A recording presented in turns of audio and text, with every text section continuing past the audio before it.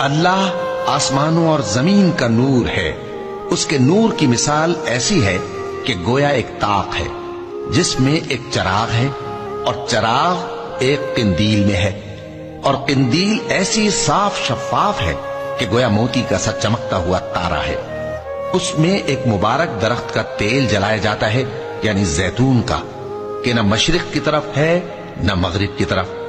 ایسا معلوم ہوتا ہے کہ اس کا تیل خواہ آگ اسے نہ بھی چھوئے جلنے کو تیار ہے۔ بڑی روشنی پر روشنی ہو رہی ہے۔